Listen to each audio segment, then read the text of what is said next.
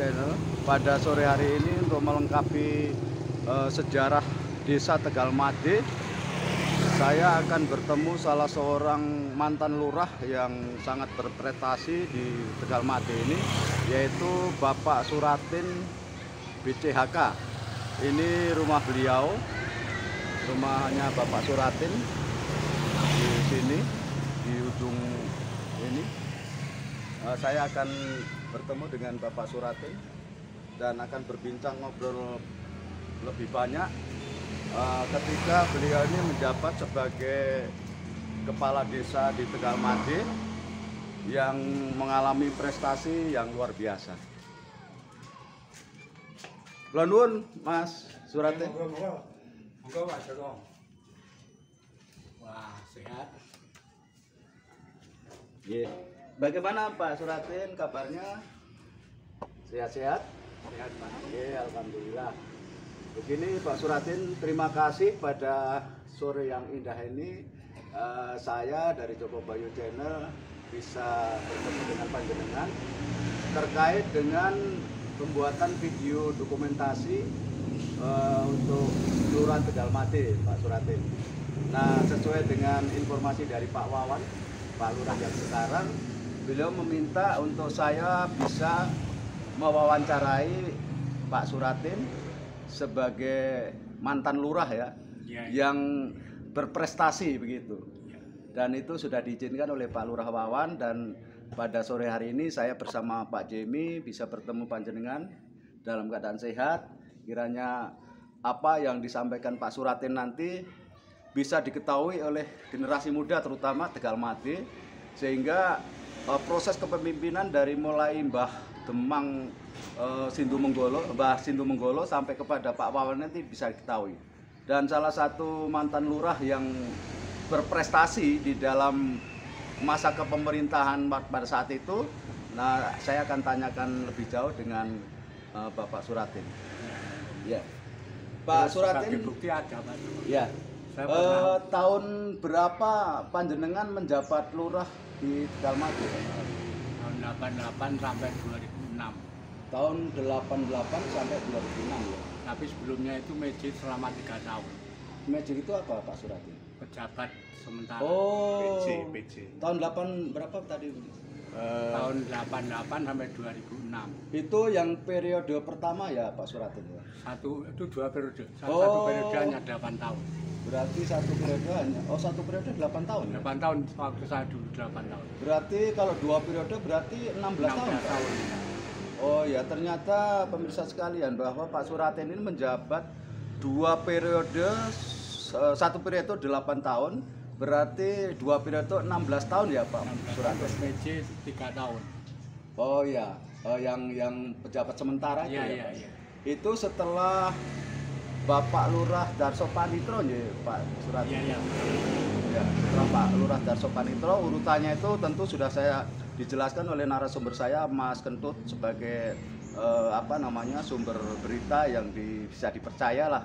Iya. Sehingga proses kepemimpinan dari Desa Tegal Made mulai dari Eyang Sindu Menggolo sampai dengan masanya Pak Wawan sekarang. Pak Suratin, saya akan ini Sebentar.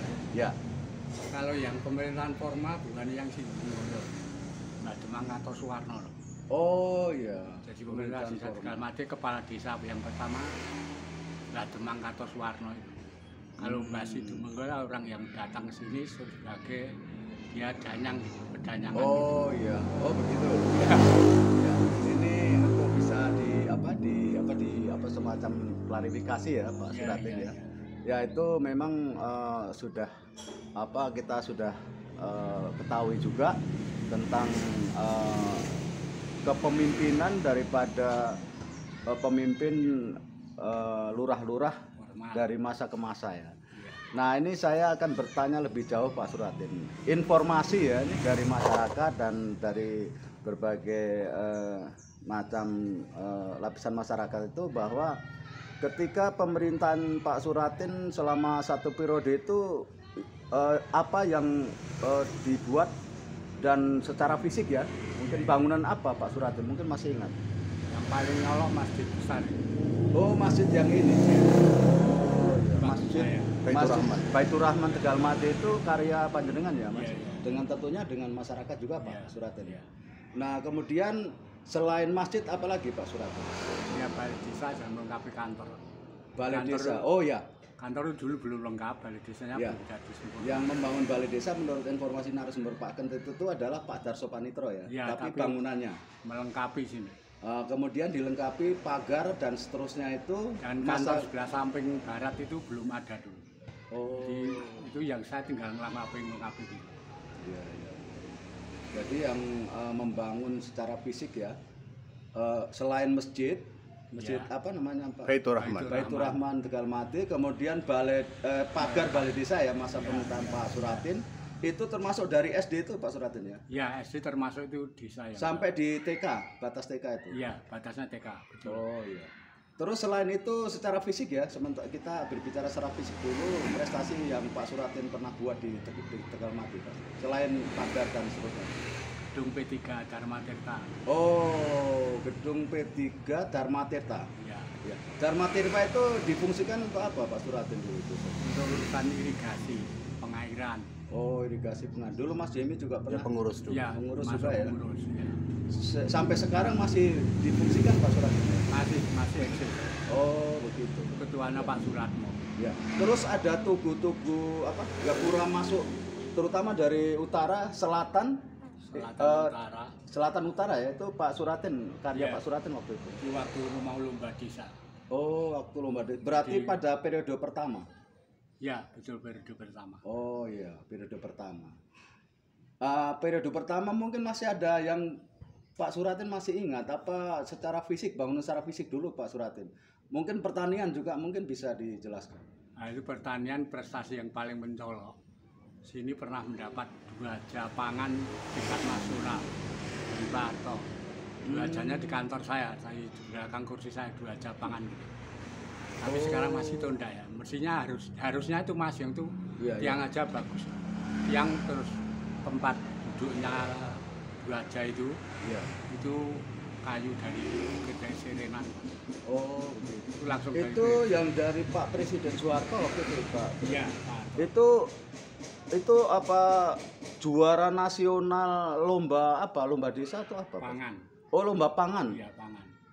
Nasional tuh Pak Suratin. Nasional. Oh. Jadi itu kita mewakili Jawa Tengah, kemudian Jawa Tengah dapat juara akhirnya Oh, Sukoharjo, jadi Sukoharjo urutannya Tegal di Mati. Tegal Mati mengikuti lomba tingkat Jawa Tengah, tingkat provinsi. Iya, Kemudian mendapat juara 1, baru naik ke nasional juara 1 lagi. juara 1. Jadi juara satunya Sukoharjo namanya bukan Jawa. Tapi Sukoharjo. Oh ya, atas nama kabupaten berarti. Iya, ya? kabupaten. Tapi yang ininya dari Tegal Tegal Mati. Mati yang tinggal juga Tegal Mati. Itu masa waktu Pak Suratin masa pemerintahan yang pertama, periode Iya, pertama. periode pertama. Oh iya iya. Jadi pemirsa Sekitar sekalian ya. 91 92 itu. Tahunnya 91 92 ya. Soalnya dulu kan tahu nama makah-makah. Maka maksudnya apa Pak Suratin? Melompat jadi misalnya tahun anggaran 2001 Iya. itu sampai 2022. 2022 sampai 23. Oh, Terus tahun begitu. tapem kan baru akhir-akhir ini. Iya, iya. Terus selain Dharma Tirta tadi sudah banyak pemirsa kawan diceritakan kembali oleh Pak Suratin yang masih diingat, yaitu sangat luar biasa yang tadi sudah disampaikan oleh Bapak Suratin. Selain daripada prestasi-prestasi di masa kepemimpinan Pak Suratin pada periode pertama, mungkin saja masih ada yang bisa diingat Pak Suratin. Yang paling nyolok yang menyangkut masyarakat adalah proyek pagar UDKP. Proyek pagar UDKP. Jadi UDKP. dulu pagar belum seperti ini, Mas. Oh, berarti proyek pagar UDKP itu pagar itu disamakan semua bentuk Ya. prototip gitu. Ya, sama. Terus kemudian itu memang persiapan untuk lomba desa waktu itu. Oh, begitu supaya rapi dan Ya. ini ya Pak. Oh, begitu. UDKP itu singkatan apa Pak Suratin? Ini daerah kerja pembangunan. Unit Daerah Kerja Pembangunan ya. Itu juga masa-masa waktu masih periode pertama Pak Suratin. Setelah kedua habis apa itu reformasi. Ada model lomba-lomba. Iya, iya, betul. Ya. Ada model lomba. Terus mungkin ada lagi Pak Suratin mau nuwun sewu, apakah masih ada yang bisa diingat selama masa pemerintahan panjenengan satu periode 8 tahun itu masih ada yang bisa diingat lagi selain itu UDKP tadi? Yang paling nyolok itu sini lomba administrasi desa dan pajak bumi dan bangunan. Itu selalu nomor 1 di tingkat kabupaten. Tingkat kabupaten Ya, sehingga kita diberikan satu penghargaan sebagai lurah prestasi tingkat Jawa Tengah. Dan itu pialanya saya bawa pulang, saya ada nama pribadi. Iya. Pialanya di depan. Oh begitu, nanti bisa dilipet Pak Jamil. Ya, saya bawa pulang. Ya. Di samping itu ya Mas, itu yang paling nyolok. Itu pada waktu itu kan lomba-lomba jenis misalnya PKK, terus makanan pokok, termasuk mungkin Suprainsus, Pak. Suprainsus. ya, Suprainsus, lomba pertanian Suprainsus ini tingkat Jawa Tengah. Tadi lomba apa tadi ya? Berarti melibatkan Ibu Sri Rezeki juga ya Pak? Ya, sebagai ya. ketua penggerak PKK. Tim PKK ya? Lomba-lomba itu Ya, yang bisa mendapatkan meraih juara 1 gitu ya? ya, ya. Oh begitu. Itu kalau lomba pertanian Suprainsus itu sini dulu Mas Pak Gubernur Pak Ismail itu langsung penuai padi sawah. Oh iya. Pelungguh kepala desa, kemudian begitu di gambarnya sebenarnya ada tapi mungkin jadi hilangkan anak-anak itu. Berarti masanya Pak Gubernur Ismail, kemudian Menteri Dalam Negeri itu Menteri Dalam Negerinya Pak Yogi S. Mehmet. Ya betul, Betul, Pak Surat. betul Pak Ya. Yogi. Pak Yogi kan pernah kesini. Nah Yang paling yang nyolok. itu yang periode berikutnya Masih itu- periode pertama. Oh pertama. Masih pertama. Oh berarti pertama sudah begitu banyak prestasi yang Pak Suratin ciptakan. Ya, emang yang paling banyak pertama, setelah kedua nggak model lomba apa-apa. Oh begitu. Jadi Ya. hanya PBB administrasi desa. Ya. Yang saya pernah dengar dari teman-teman di Galmati ini, terutama senior-senior, itu pernah ada di sini ada pertemuan apa Pak Sarjim? KTNA. KTNA Pak Suratin. Kelompok tanian. Kontak tani nelayan andalan. Kontak Tani Nelayan Andalan yang dilaksanakan dipusatkan di Desa Galmati. di Selatan Jawa Tengah, Mas. Jawa Tengah di sini, terus waktu itu di asrama di depan Mas Hadi, ada yang di sini, ada yang di rumah penduduk, itu dibagi-bagi soalnya orang banyak. Oh, tamu-tamunya itu dari seluruh petani nelayan se-Indonesia Jawa Tengah. Ya. Di samping itu memang ada pengawalnya, kalau enggak kepala desa yang kau juga. Di pendamping maksudnya. Ya, Jadi pendamping homestay, Mas.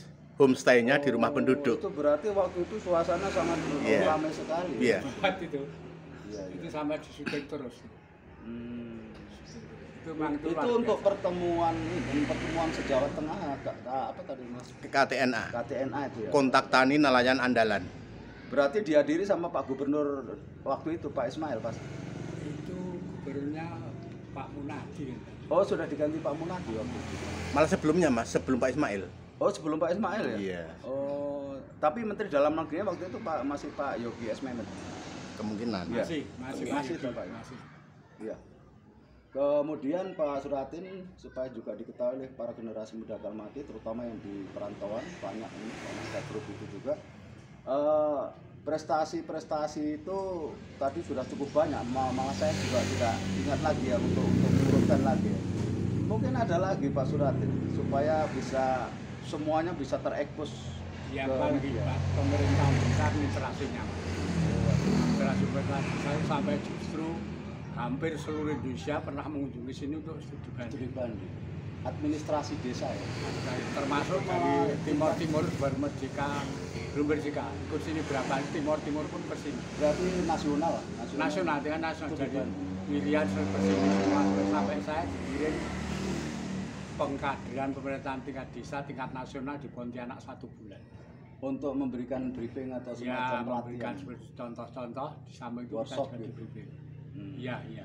Nah tentu Pak Suratin ketika menjabat sebagai kepala desa yang keberapa Pak Suratin? Kepala desa lurah keberapa ya?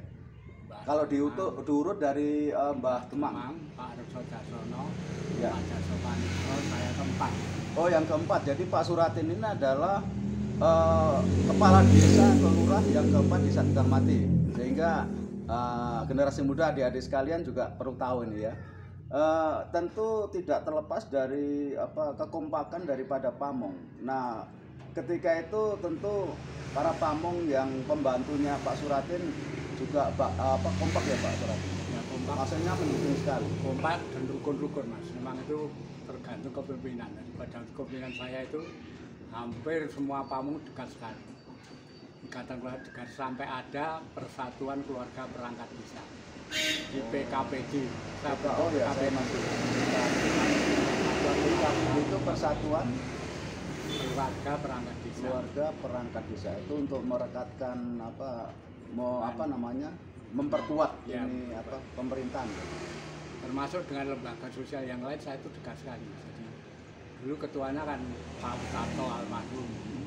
Saya ketahui Pak Abdul Karim termasuk Pak Sarjemi ini mungkin termasuk dulu. Itu waktu saya menjadi kepala desa pada saat tingkat nasional Genda itu Pak Tato nggak bisa ikut dan ikut Pak Abdul Karim. Oh Pak Abdul bisa. Ya ini sementara Pak Jimin kita cut dulu karena ada hujan ini. Ya, kasihan Pak. Ya, kita cut dulu sementara pemirsa sekalian, kita akan sambung pada episode yang kedua.